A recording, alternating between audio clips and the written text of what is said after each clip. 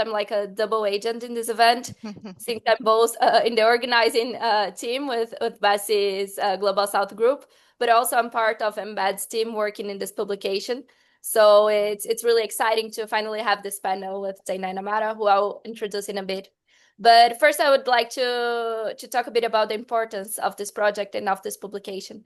So every time we say, when talking about the Global South, the importance of mapping people and finding these examples and building bridges and sharing people among them, and that's one of the objectives we have here with this group.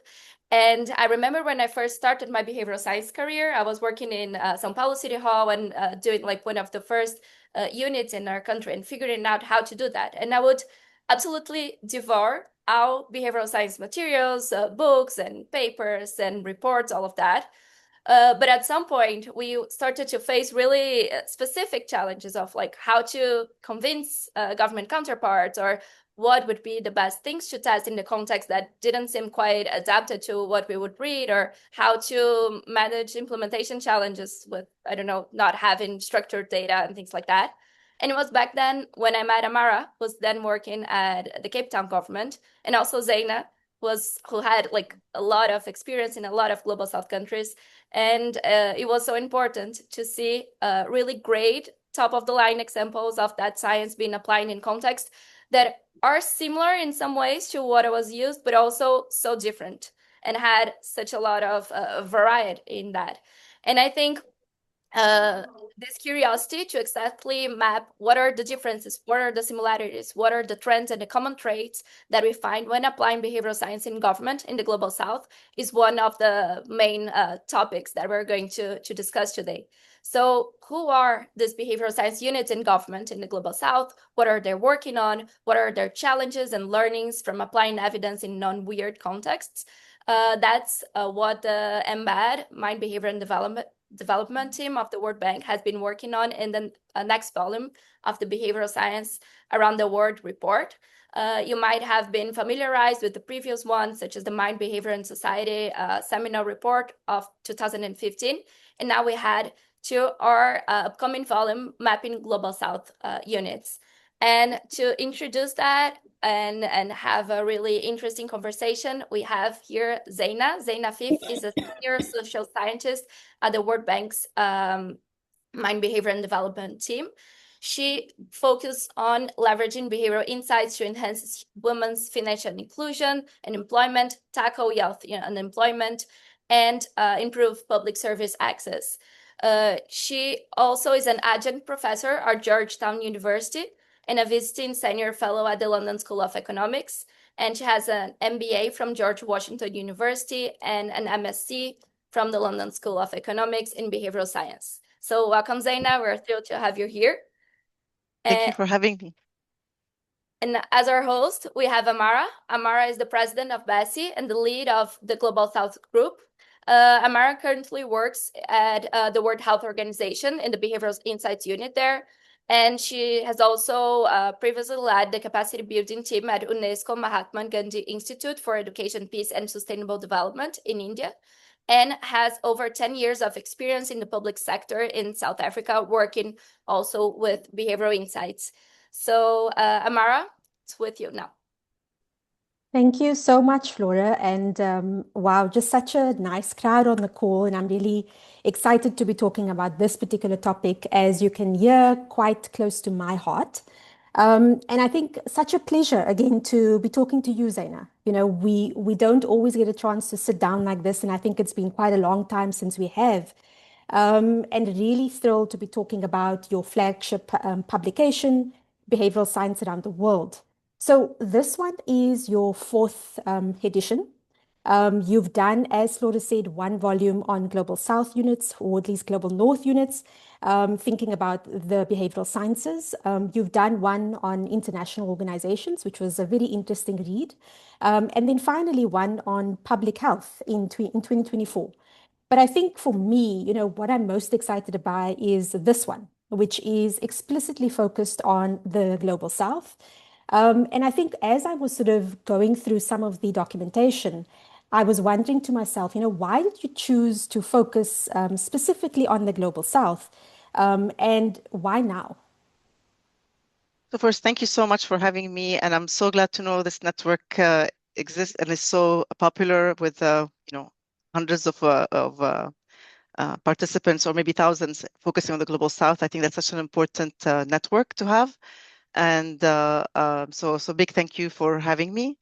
Um, so the whole publication started off as really a curiosity project. In 2016, when I joined the eMBeD team, I really wanted to know, how should we be set up? We all had different ideas of how we should be set up at the bank. So it really started off as a curiosity project, and I wasn't expecting such interest in the publication. So what we did is we started interviewing the different government units, and of course there's the usual suspects in the UK, Canada, Australia, but there was also still Peru. We were able to capture Peru and some other countries that had interesting use of behavioral science. And it was really more for us, but it became a very popular publication. So we decided to do the following one. The one on international organizations was because they were asking us how we were set up. So then we said, well, let's do one on that. And public health, it was Elena Altieri from WHO and I chatting and said, let's do one on public health. And then COVID started, so the timing worked. When we thought about the next volume, we debated between saying where things are 10 years later, because we are celebrating this year the 10-year anniversary of the World Development Report 2015, which really put behavioral science on the map at the World Bank and made it official. And it got everybody at the institution to take it seriously as well. So for us, we debated what to do. If we focus on a region, we focus on a sector. And what I was really interested in learning about is, how are countries in the global south, who tend to be maybe more similarly culturally, like collective cultures, are using behavioral science? And I had my hypothesis that the global north tend to be a little bit more, or most of the countries tend to be more individualistic cultures. I was interested to see, is my assumption correct? Is that the solutions, interventions, use of behavioral science would be different in countries that share similar cultural underpinning, not that they are all similar, but at least they have this collective culture approach. Would behavioral science be used differently there? And that's kind of how it started off. And also, another reason we were interested is a lot of the units in the north tend to publish in academic journals because they work very closely with academic. So you can see a lot of their work in journals, but there's very little being published in the global south. And that was another important reason, is I wanted to make sure there was visibility, bring visibility to a lot of the great work happening in the global south. And maybe it's not in the journals, but at least it's captured somewhere. So that was kind of the drive why we wanted to focus on the global south. Mm. No, and I think you raise such an important point, Zeina, about the sort of collectivism versus the individual, because traditionally when we think about behavioral science, we think about individual behaviors. More and more now we're sort of talking about behaviors within organizations or behaviors within groups, and I think that this is such an important deviation from the literature, the sort of the long-standing literature that's been put out mostly by the global north. When we're thinking about social norms, whose social norms, and like, what does social mean? And I think it means very different things for people from the global south. So I think this is certainly, I would be very interested to see how that is played out, and how the field has actually evolved, not only, global north versus global south, but within the global south itself. How do Yeah. we categorize these behaviors, and what do we term as collective, versus individual? So I wanted to sort of move a little bit about the definition of what the Global South is, because when we started this group in May of this year, we had really a tough time defining what this group is. So what does the Global South mean? And everybody has a different view, everybody has a different perspective. We went from saying, is it a geographical space?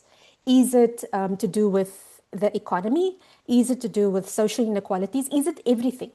So I'm really curious to find out, how you have defined that and how that translated into the publication itself. So such a good question, and I'm laughing because we're still figuring that out. So it's the we've all heard of the word Global South, and when you Google Global South, you find publications. But good luck trying to find a definition of the global south.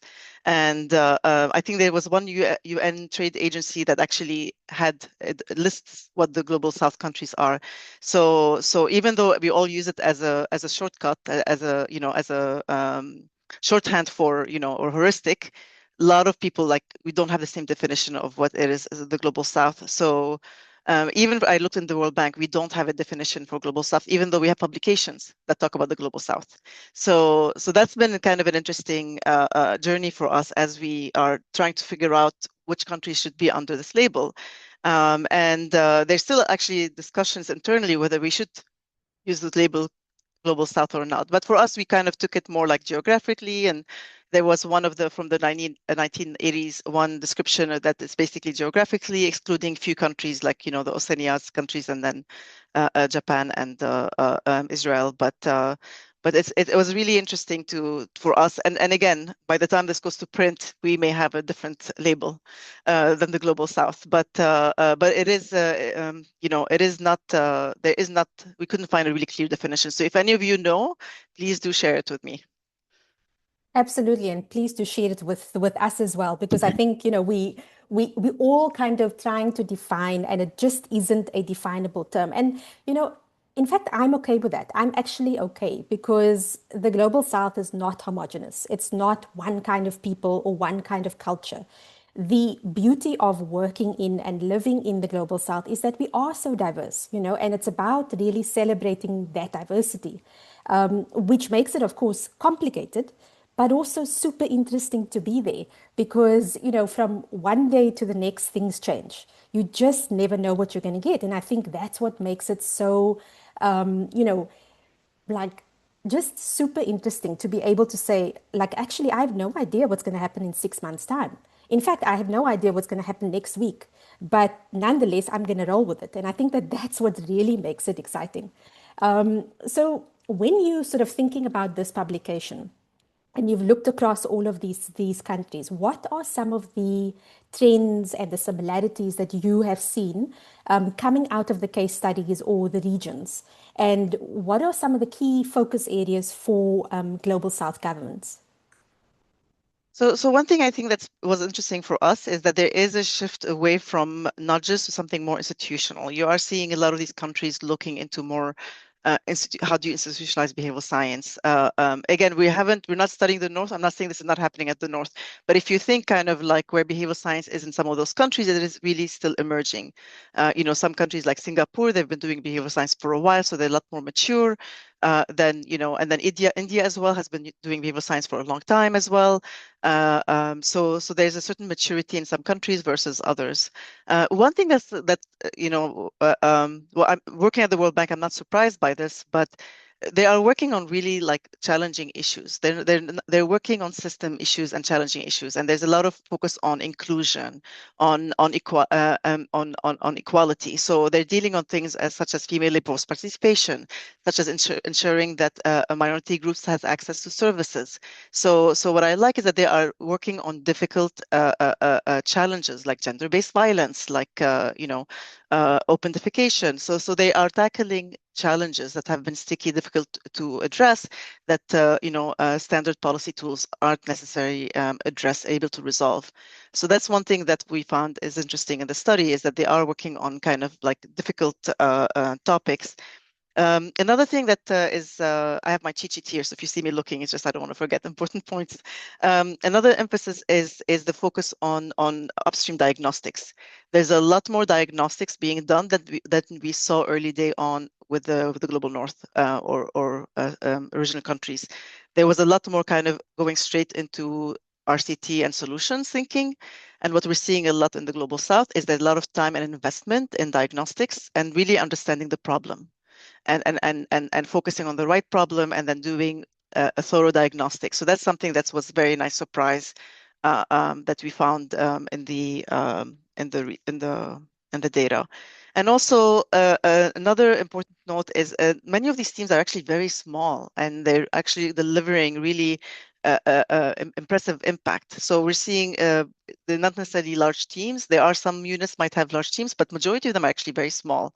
And another thing is there is a kind of a movement of the community movement or individuals that are a lot of it is basically motivated individuals like yourselves, really pushing the agenda within your institutions, not just coming from the top, but also there's like a movement from like bottom-up movement as well. And that's helping to keep behavioral science, because behavioral science might start by a champion from the top, but what we've seen in some countries, as soon as that champion leaves, then there's, some units don't do as well. And I think having the strong community, formal and informal, is helping to keep behavioral science more visible.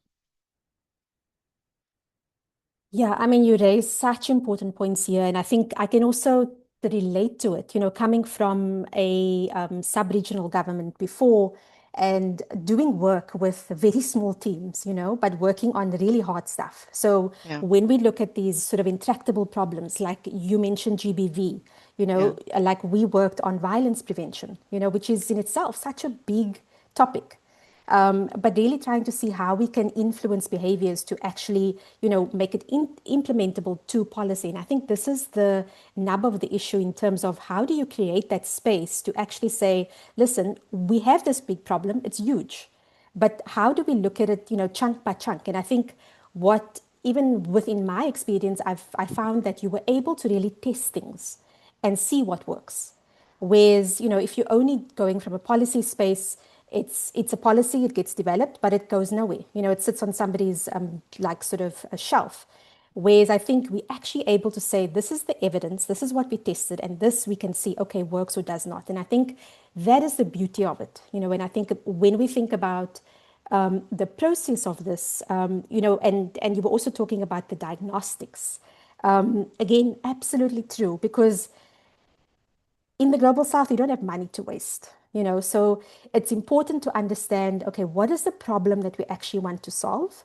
And then how do we do this effectively, but also with resources that are efficient? So I'm not surprised that this has come out too. And I think also, a good way for even global north governments to start thinking, about, okay, should we spend more time on the problem?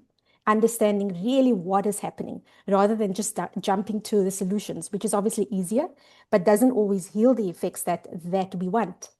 So, just coming back to the experience that we had, in South Africa. And one of the things that you mentioned right at the beginning about, actually knowing what others are doing. There was very little time for us to, write journal articles or document any of the studies that we were doing.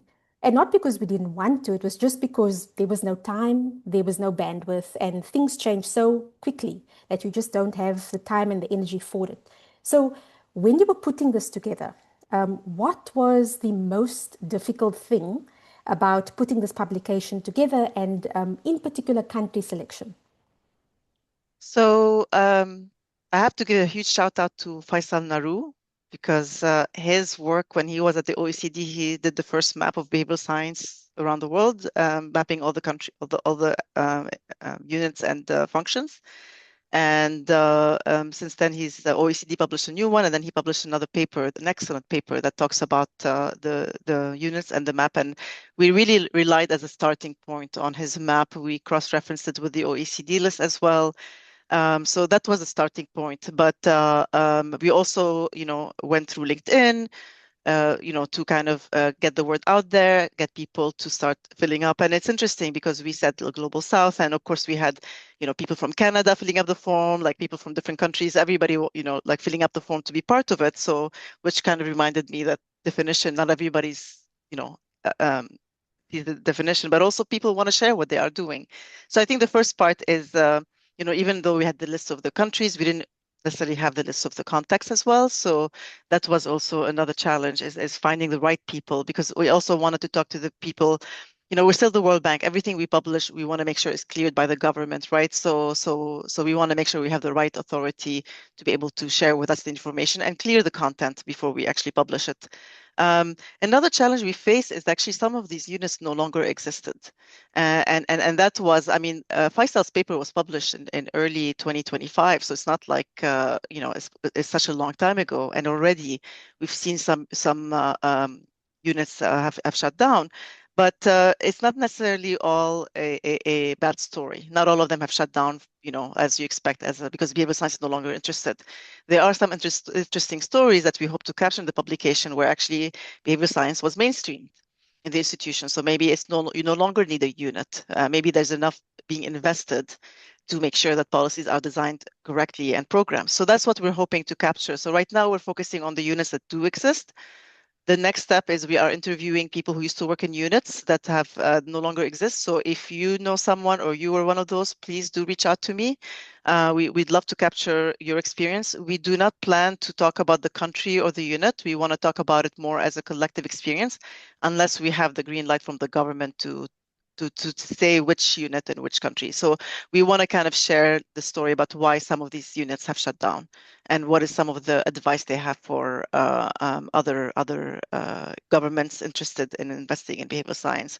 And so that's kind of been, and of course, trying to keep our survey short enough because we have so many questions that, we also don't want to scare people off not to fill up the survey. So that's another thing that's a challenge, is how do we make sure we capture enough information from everybody?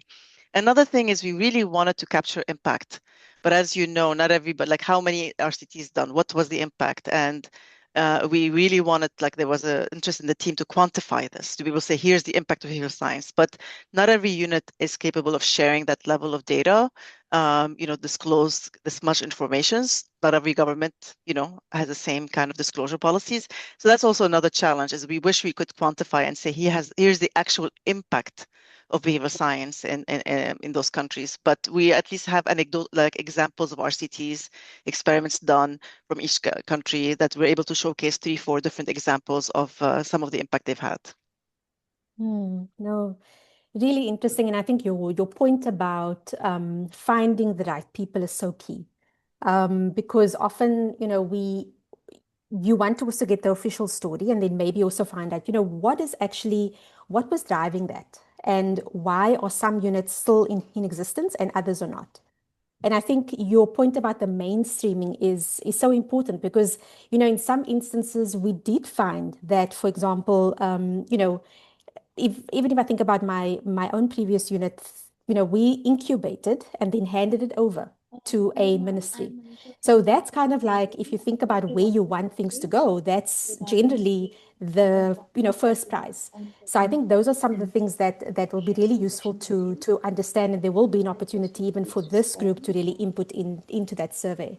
So talking about the sort of country selection.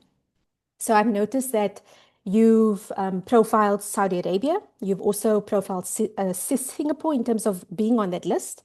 So when I look at those two countries, traditionally, I wouldn't think of particularly Singapore as being squarely global south, less so Saudi, but I think, due to their high value economies, the infrastructure is really good. They've got good sanitation, etc. Singapore in particular, doing exceptionally well in terms of just government and government services, and sort of has been well renowned in terms of their sort of government and bureaucratic processes. So what inspired you to really look at these countries, and what makes them distinctly global south?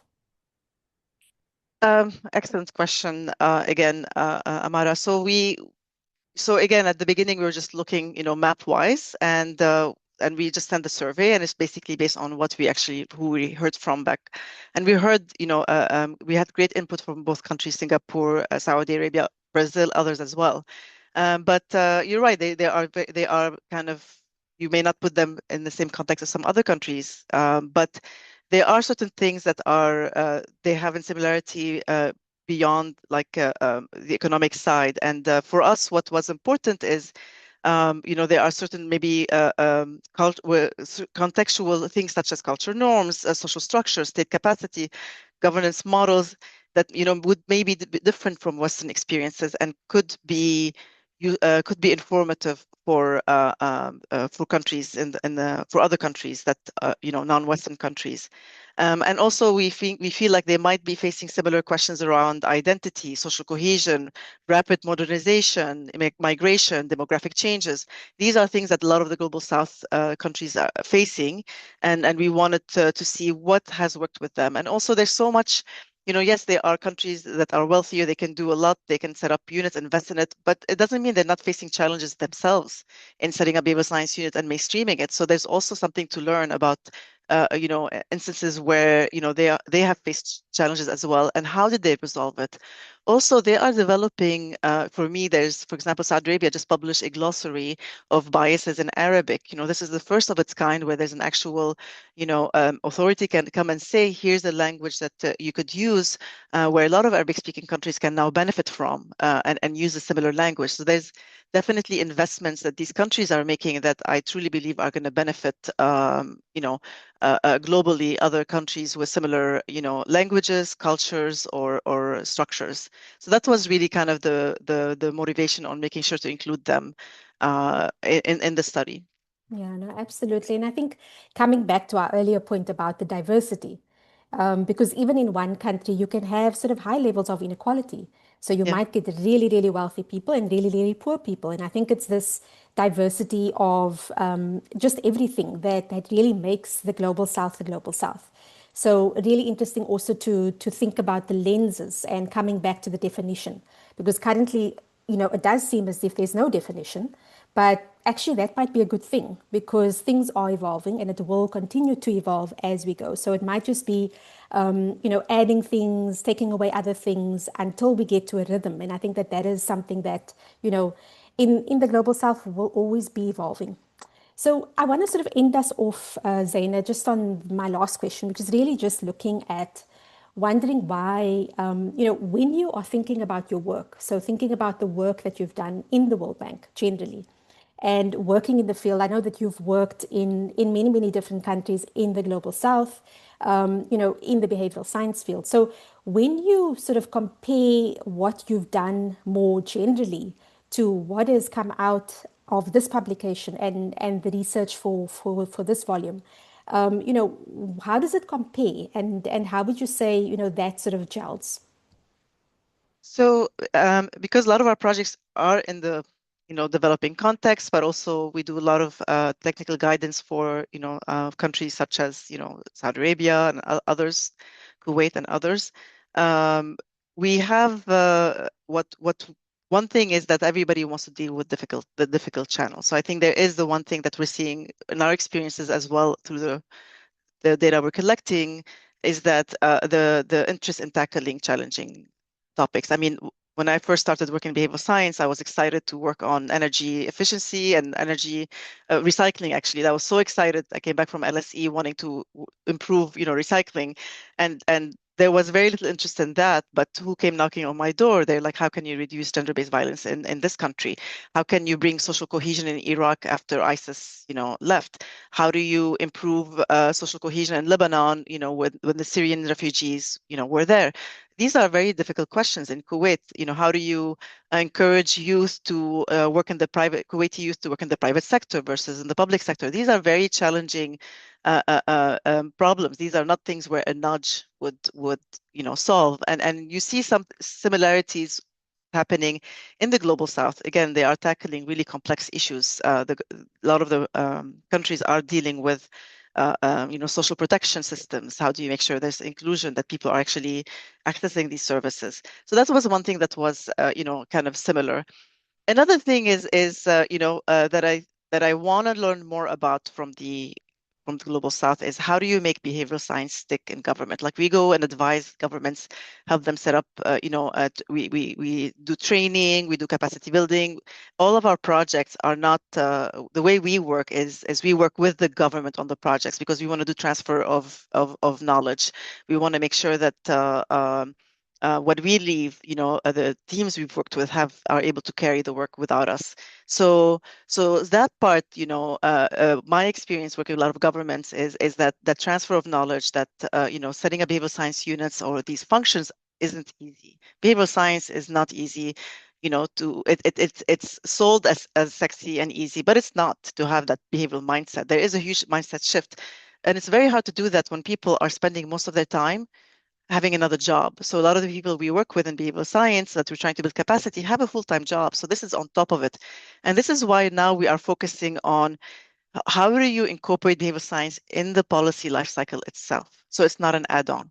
When governments set up projects, policies, they do some kind of data collection. They do economic analysis. They do, policy research. Well, you should do behavioral research as well. So how do you actually incorporate it in the life cycle and do the shifts there versus trying to just having this add-on function that will like we don't have the bank has over 400 new projects a year. Every project has 5-6 components. Every component has a number of activities. We have no capacity to be in every single World Bank project, but how can we start, and the same thing will go for governments and all of you in units.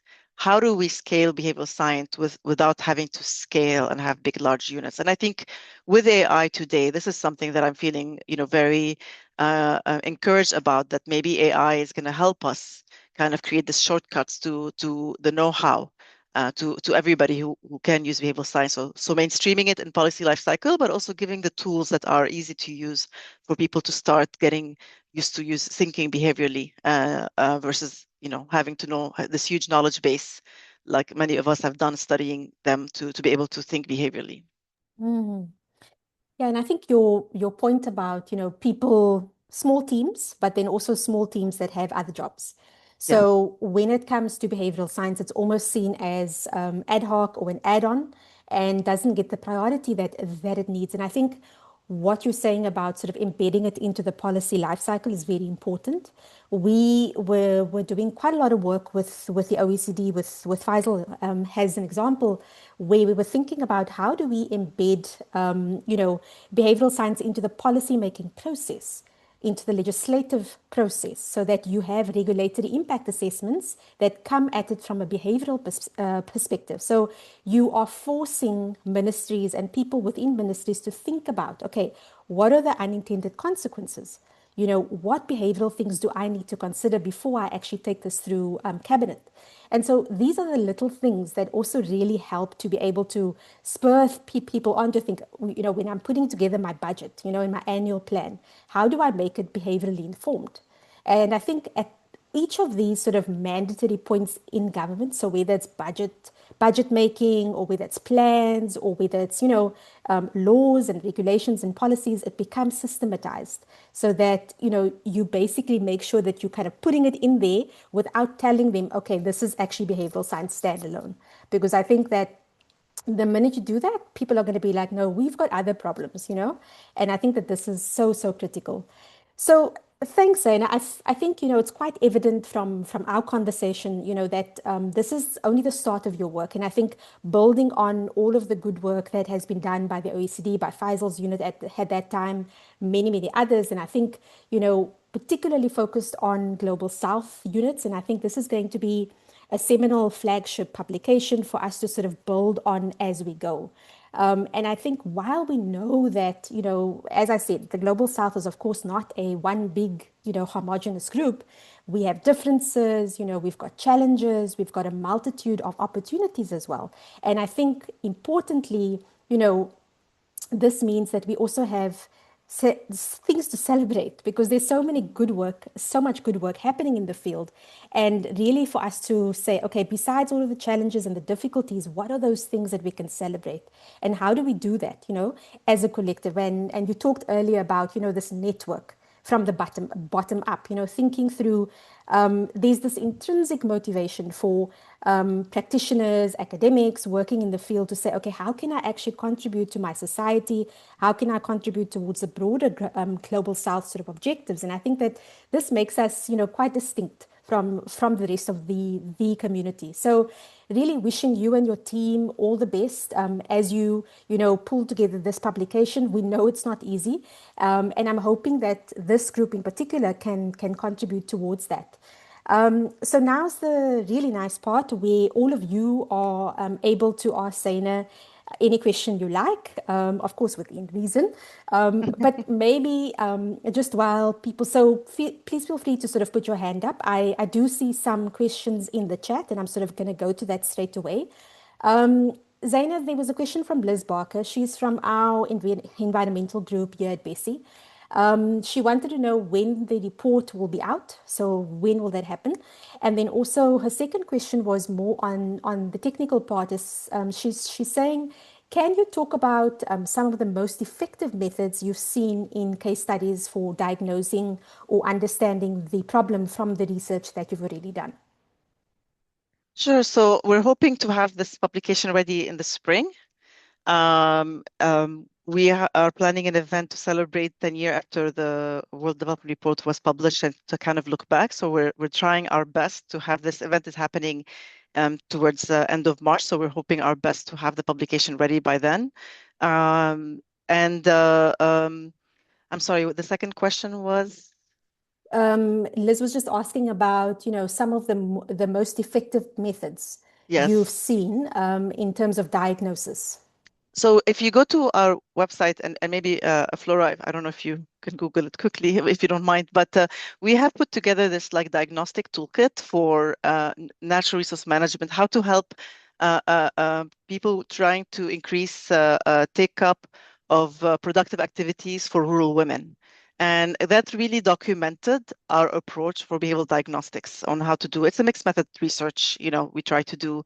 But like the two tools we use very frequently is like the journey mapping, right? You have the personas, development of the personas, the journey mapping, and then with how we use the COM-B is we between each step in the journey mapping we use the COM-B. So we actually use the COM-B more to discuss the challenges between each step versus holistically. So this is kind of the two tools we rely the most when we are doing a lot of our diagnostics, and a lot of it depends how much budget and time we have and access to the field. But as much as possible, we try to go to the field. We try to go ourselves. We go with local team to the field just to be able to have an understanding of the experiences of the target group, what their experiences are, and then talking to everybody throughout. So it's a standard qualitative research, but really trying to look at things from their perspective versus, so whether it is, some observations as well, not just like, interviews, focus groups, and we try to do as little focus group as we can, just because, most people use focus groups as interviews. So we do a lot more like key informant interviews or interviews versus, only use focus groups if you want to see the dynamics between the participants. And then observations, a lot of observation whenever we can. So we try to do that. We also have, if you just research, any of the World Bank diagnostics, you will see examples of diagnostics we've done at a policy level in Kuwait or at a project level in Haiti. We have a couple, one of them on maternal health, the other one on disaster risk management, how to encourage people to use the shelter. There's a plenty example you can find on our website. No, thanks for that, Zeina. Just on that, so out of the countries that you're surveying for this publication, was there any one country that you can think of that sort of had a specific way of diagnosis? Or is it sort of more the general sort of World Bank diagnosis that they have used? That's an excellent question, and I have to go back into the data and see, and I'm going to do that. Okay, perfect. But I feel like I think we've seen Flora is also helping us. I don't know, Flora, if anything comes to mind for you, but so far we've seen everybody's using mixed method research. I have seen some that play game, like use gaming or Yes, much more gamification. creative gamification, which is great. I have seen there used to be different ways to, like, for example, even like having people talk about a dress. How do you like, what is the life journey of a woman by how they decorate a dress? So there's some very creative way to also do qualitative research that we've seen done. Yeah, no, absolutely. There was a question in the chat, and those on the call, please do feel free to just unmute yourselves and come in. I promise Zaina's not going to bite, and neither am I. Just about the list of countries. I don't know if you have that offhand, Zaina, but just the list of countries that were participating in the study, as of Um, now, of course. Sure. So where we are right now, we have been able to collect data from Brazil, Chile, Colombia, India, um, Mexico, Oman, Peru, Saudi Arabia, Singapore, UAE, Uruguay, and Morocco. So if you there there's still, we're trying to figure out how to capture as well a lot of the efforts happening in Africa as well. But if you know that there's a behavioral science unit or you work in one in the government that is not included, let us know. Another thing we've decided to do is we also felt that focusing on the actual unit or functions in government doesn't do a fair job of showing what's really happening in the field. So now we are considering expanding our survey to also document what are some things that, for example, NGOs and firms such as IDs 42, BIT, and all of the other one, Busara, what projects they've done with government. So we want to focus on public policy and the government kind of initiatives, but we're now opening it up to kind of survey the firms, the nonprofits that have been supporting governments, and hopefully we'll see. That's again, we're trying to publish by March, so we'll see how great we are. What we might do is just pick 10 countries where we know there's been a lot of effort, and be able, even if they don't have a behavioral science unit, but showcase the level of effort that was done using behavioral science. No, such an excellent point about sort of these other organizations helping, because I think a lot of the time it is partnerships with other organizations. So whether it is an Ideas 42 or whomever, and they also provide really useful feedback in terms of sort of, what they were doing, some of the data specifically, some of that sort of documentation, and also transfer of skills. So that definitely would be really interesting to investigate. So again, thanks so much, Zeina. I don't see any hands. Okay, Arun, you There, just made there, it. there Yeah. is one question I want to answer for Renu, Yes. if you Yes, don't yes, mind. please. Go for it. S- Yes. So about participatory method, from the beginning, we Mm, were, when the human-centered design thinking versus behavioral science, we've had this debate, but we use a lot of participatory methods in our, whether it is in the problem definition, diagnostics, or design of solution. Whenever possible, we do try to do it using participatory planning, not just with the government, like in Haiti, when we're designing shelters, we brought people from the community, we brought the engineers, we brought people who manage the shelters to kind of think through how the shelter should be designed. So we're a big believer on bringing in a lot of the participatory methods, human-centered design, into whatever is appropriate, and to be able to inform the diagnostics or design the solution.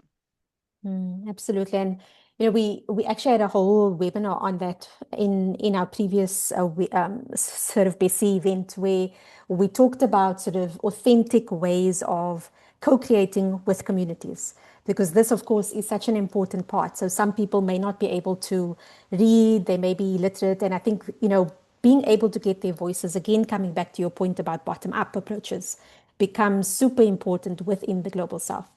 All right. I I think, may Aaron, just you add have. Sure, sure, something sure. on that. But Aaron, we will come to you. I've seen your hand, so just so you know. Yes. Sorry, Flora, No, go ahead. one really interesting thing in this effort of mapping the profiles of different countries, especially here in Latin America, I think the behavioral insights agenda has found its way into the public sector through innovation labs that had a lot of design thinking and human-centered design methodologies already going on. So you see that from the beginning there was this interconnection of these two agendas, which is different in some most of the global north countries that had the agenda added through like a more academic perspective and policy-based, evidence-based policy. So it's interesting to see also how it takes shape with different structures within government and how these methodologies are connected. No, thanks for that, Flora. Great input. Aaron, are you still there? I don't see your hand anymore, but please feel free to come in. Hi, am I audible? Yes, yes, loud and clear. So sorry for using this podium for a personal question, but I'm a beginner in the field of behavioral science, and as you mentioned, ma'am, that behavioral science is not as easy it seems, and there needs to be a mindset shift. So can you elaborate on that? What approach should I take on it? And moreover, you also mentioned how AI can help include behavioral science in the policy life cycle. So, given that context differs from location to location, how do you how would it work out? Can you elaborate on that as well? Sure. Great question, Aaron. Please go ahead, Zeina. Welcome to the field.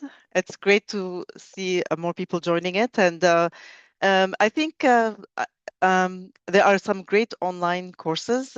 We published one, we launched one last year that you can find. You should say Behavioral Science World Bank, I think, introductory online course.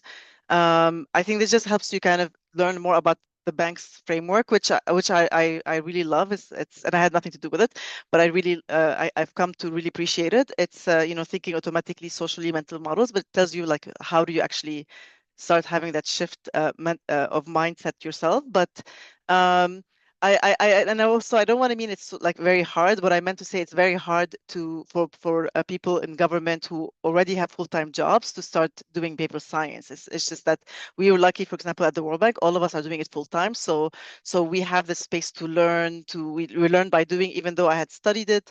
It's not the same thing as you start working it in the field. So we're very lucky that, this is something we're doing full-time. A lot of people working in behavioral science in government, this is not their full-time job. And I think that's kind of the struggle of how are you able to, because you really need to have a learning mindset to do behavioral science. You are constantly learning. You go in assuming you don't know. And that's the hardest thing is whatever project we start, even though whatever we think we know, we start off as like, we don't know anything. And this is where we're trying to understand the context, understand the challenges. So that's another shift of the mindset versus automatically thinking of solutions or assumptions. So we go in saying we don't know. We want to learn from the people themselves versus from the assumptions we have. So that's a very kind of also requires a shift. But I think I would start off with the kind of online free online resources. There's some great online courses available, and I would try to kind of start seeing it how you can apply it in your lives. Like so I'm teaching right now at Georgetown, and the first thing we did with the students is have them start applying it in their everyday life. Like pick a problem, pick a challenge, and see how you could use behavioral science to change your own behavior. So that's the best way to kind of get started, because then you'll see what is hard about changing people's behavior when you're trying to change your own behavior. That becomes a little bit more evident about the challenges, and then how changing the context around you can sometimes if you don't want to eat sweets, don't have sweets at home. Certain things you could do to be able to change your own behavior. You'll start learning how context actually helps. Changing the context helps. Great advice, Zeina. Thank you so much for that. I think it's Vanessa. Sorry if I'm butchering your name, but please go ahead.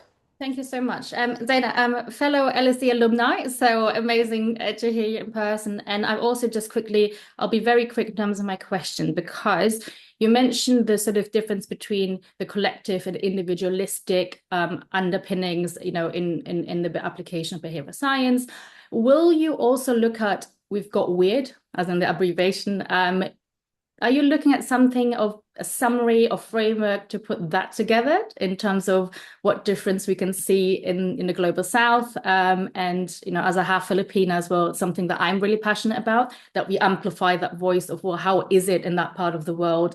And is there something, it doesn't have to be a framework, there's a lot out there, but is that something that you're also looking to share via that publication?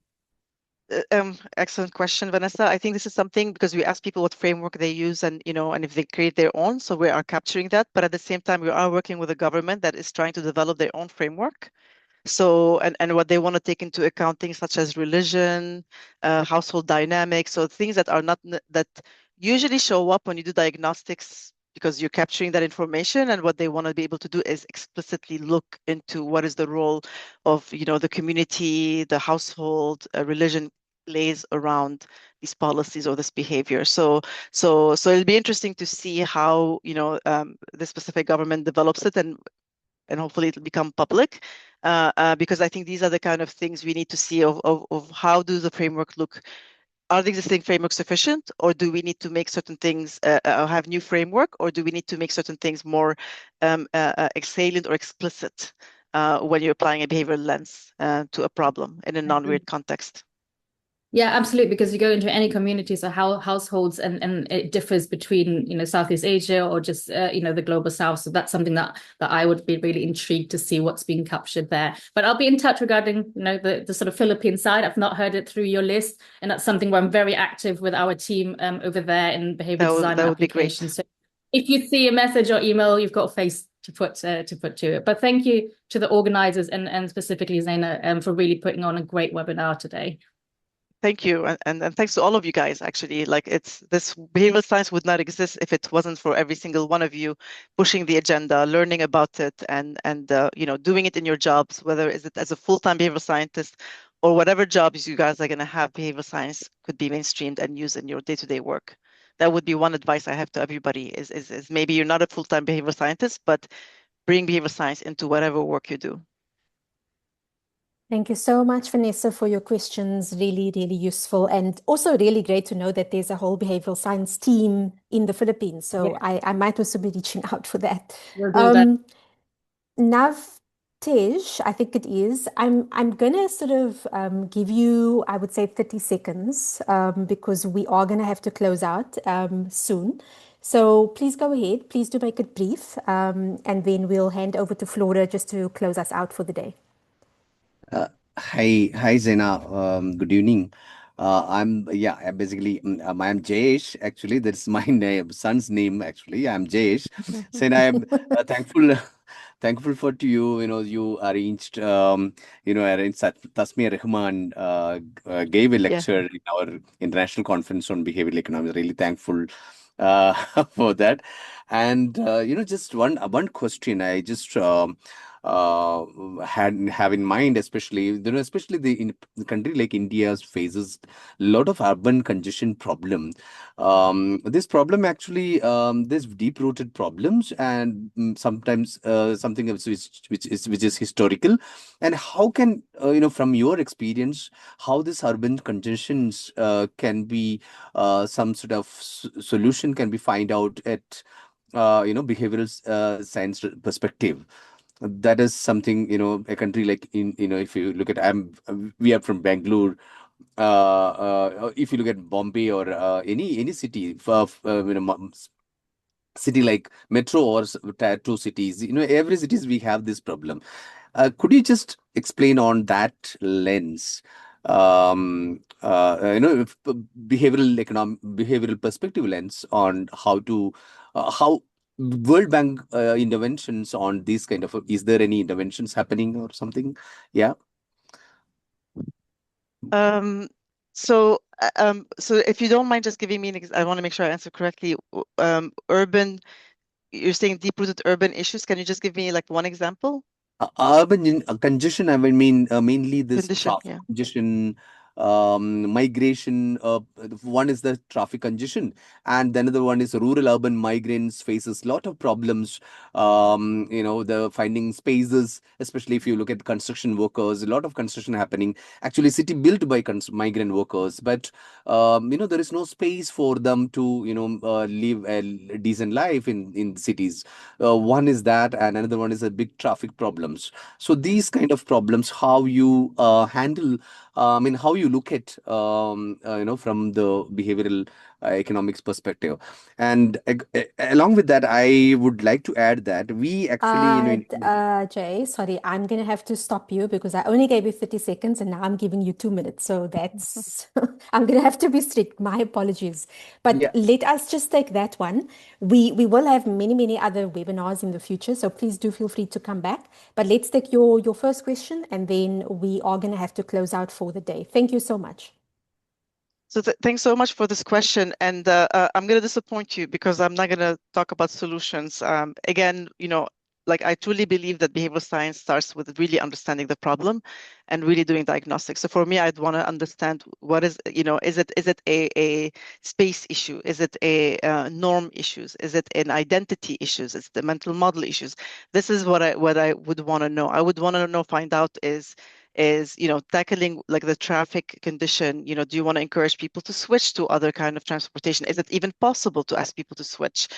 So for me, I'm going to have much more questions for you than I'm going to have actual solutions, just because whatever solution comes in has to be context specific, and the context even at the level of the community. So some solution might work in one city, may not work in another city.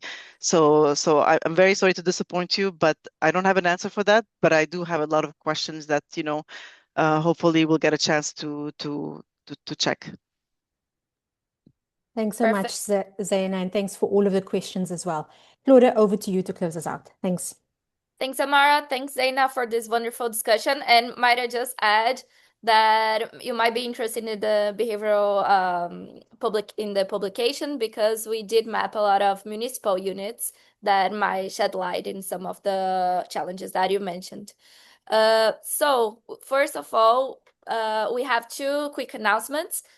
Please do take our poll that we just shared here in Zoom with some feedback for the events in the year and to help us plan for the next year. And if you do have any suggestions of topics that you want covered or speaker suggestions, you can get in touch with you. We do have a LinkedIn page, a YouTube account, and a WhatsApp group. So if you're not in one of our communication channels, get in touch, and we'll be sending the recording of this session by email, together with a survey that I'm sending now in the chat, which is a survey forms for being part of this World Bank publication. So we're gathering some insights and perceptions from practitioners all over the world, and especially if you are from a government unit or know of a government unit,